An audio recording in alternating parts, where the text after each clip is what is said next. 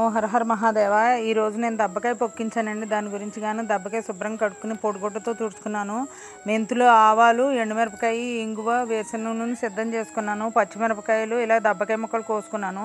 పచ్చిమిరపకాయలు చీరుకున్నాను. దబ్బకాయ ముక్కలు కోసుకున్నాను.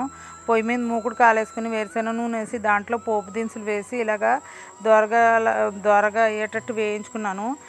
అవి పక్కన అట్టే పెట్టుకుని తర్వాత అదే మూకుట్లో నూనె వేసి పచ్చిమిరపకాయలు వేయించుకుని తర్వాత దబ్బకాయ ముక్కలు కూడా వేసుకున్నానండి. ఈ దబ్బకాయ ముక్కలు బాగా మగ్గాలి. అందులోనే ఉప్పు, పసుపు వేసుకున్నాను. కాస్త కొద్దిగా ఒక గ్లాసులో సగానికి నీళ్లు పోసుకున్నాను. మా అత్తయ్య గారు నీళ్లు పోయాలనేవారు. నీళ్లు పోసి పైన మూత పెట్టాను. తర్వాత బెల్లం కూడా వేసాను.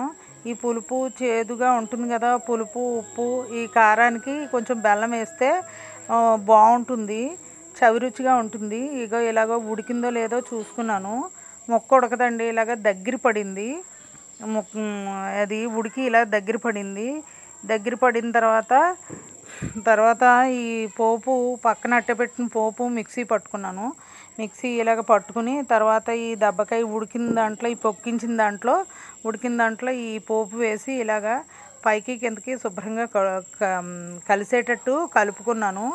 ఇలా కలుపుకున్న తర్వాత దీన్ని తర్వాత నూనె వేసి మూకుట్లో నూనె వేరుశనగ నూనె పొయ్యి మీద పెట్టి దాంట్లోనే ఇంగు వేసి కొంచెం వేయించి ఆ ఇంగు నూనె వేసాను. పైన ఇంగు నూనె వేస్తే బాగుంటుంది, నిలవ ఉంటుంది. ఇది వేడివేడి అన్నంలో వేరుశనగ నూనె, పప్పు నూనె వేసుకుని తింటే బాగుంటుంది. మా అత్తయ్య గారు, మా అమ్మగారు వాళ్ళు చేసేవారు. చాలా బ్రహ్మాండంగా ఉంటుందండి ఇది.